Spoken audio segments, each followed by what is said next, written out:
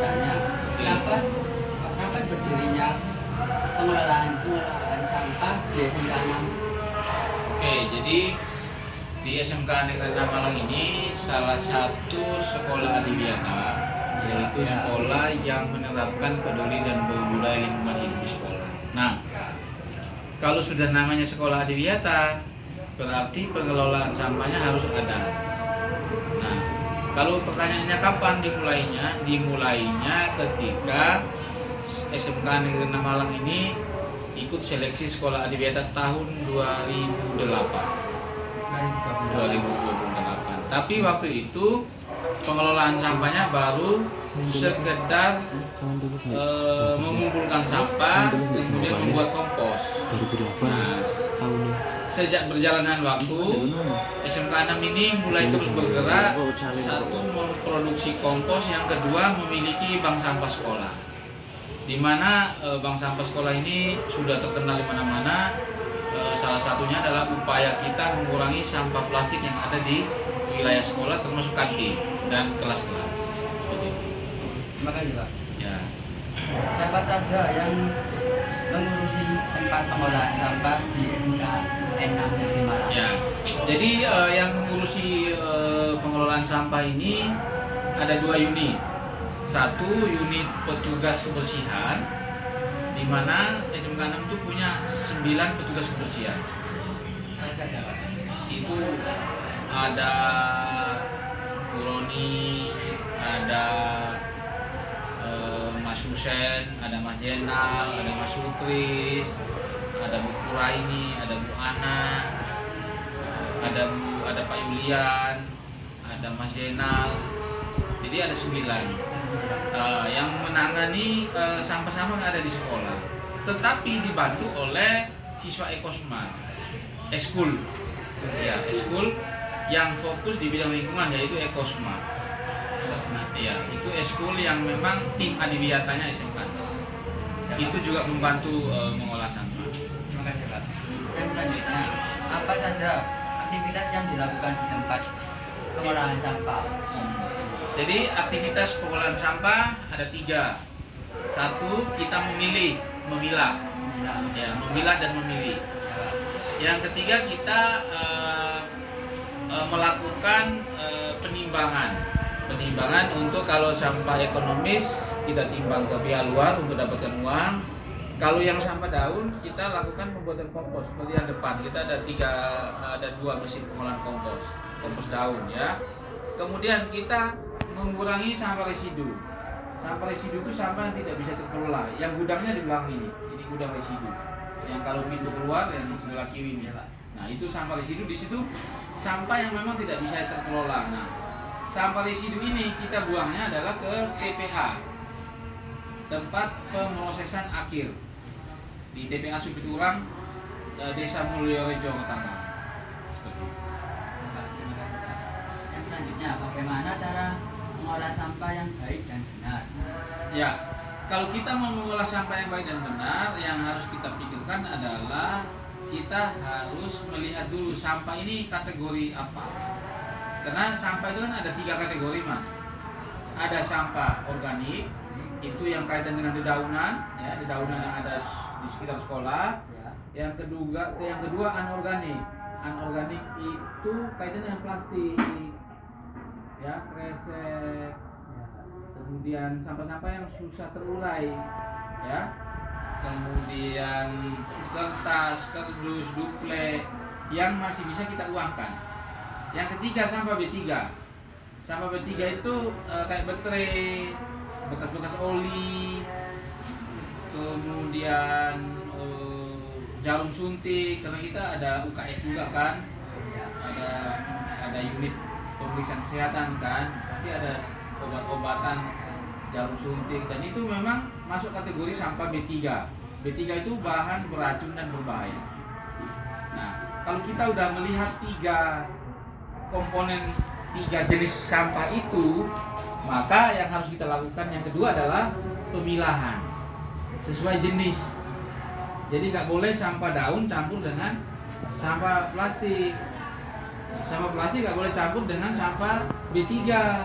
Kenapa? Karena B3 itu perlakuan khusus seperti itu. Sehingga kalau kita ingin memperlakukan sampah yang baik, maka kita harus pilah sesuai dengan jenisnya. Seperti itu. Kalau daun nanti akan diproduksi menjadi kompos, yang anorganik kita bisa jual untuk menjadi uang, sedangkan B3 kita bisa ngasih ke pihak ketiga yang punya kemampuan untuk mengelola seperti itu. Itu Pak ya. Terima kasih Pak. Yang selanjutnya, apa dampak jika sampah tidak diolah dengan baik, Pak? Nah, dampaknya ada dua, yaitu satu kesehatan tentang penyakit, ya, penyakit. Yang kedua pencemaran lingkungan.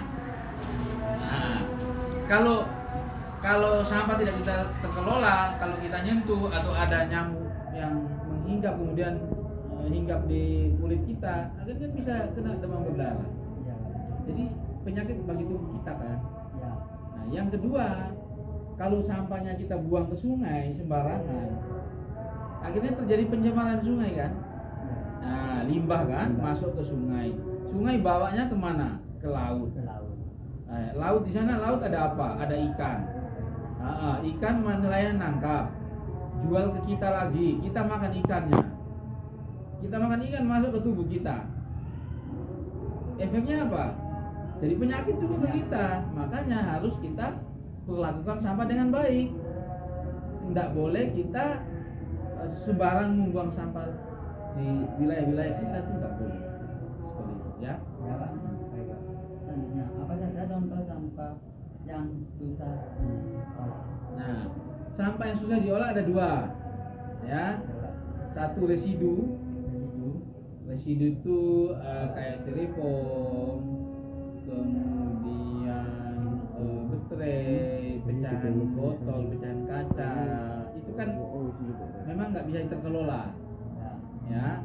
Atau sisa-sisa makanan yang memang tidak bisa dikelola ulang, ya. Maka sampah itu kita masukkan kategori sampah residu, ya.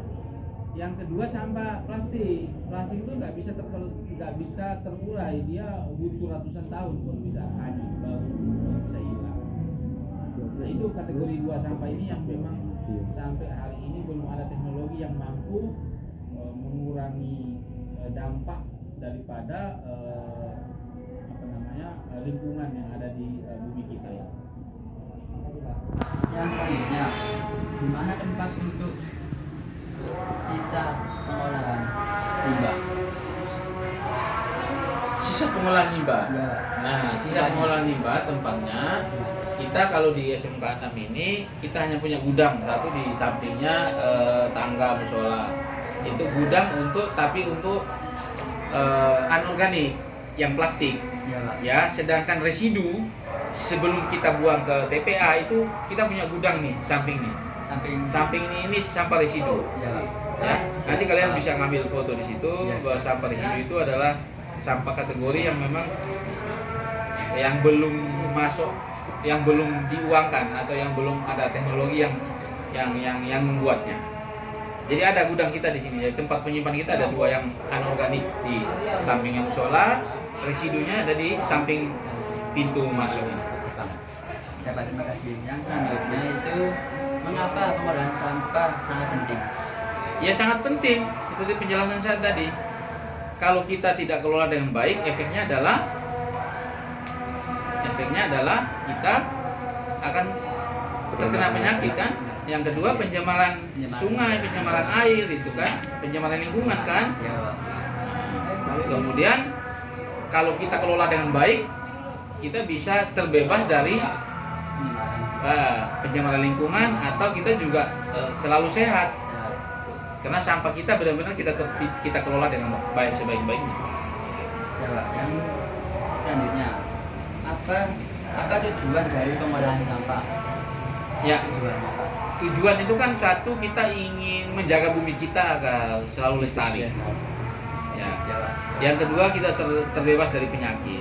Yang ketiga, kita bisa menghasilkan uang, karena sampah itu kalau kita kelola dengan baik, kita bisa mendapatkan uang seperti bank sampah SMK. Ya, Ya seperti ini. Ini kan kita kalau bank sampah kalau kita kelola dengan baik, ini dapat uangnya seperti ini mas.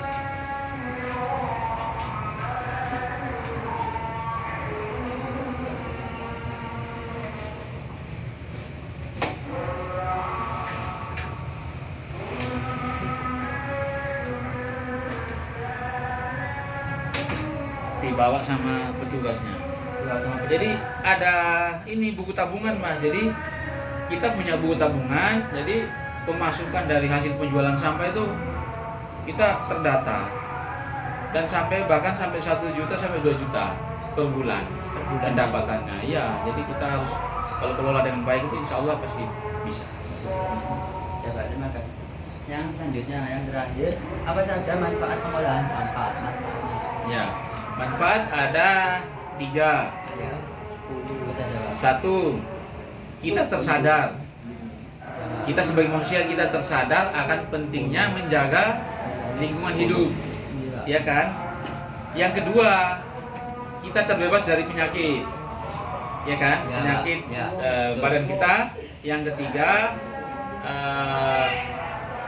tidak ada sungai, air laut yang tercemar gara-gara kita membuang limbah sampah ke sungai atau ke saluran. Ya, jadi 3 ini yang benar-benar salah satu kalau kita kelola sampah dengan baik, kita memanfaatkan sampah dengan baik, 3 itu akan terjawab semua. Tadi begitu ya, Pak? Ya. Terima kasih, Pak ya. Oke, sama-sama. Terima kasih. Oke, sukses selalu. Siapa? Dadah. Dadah, Pak. Terima kasih, Pak. Terima kasih, Pak.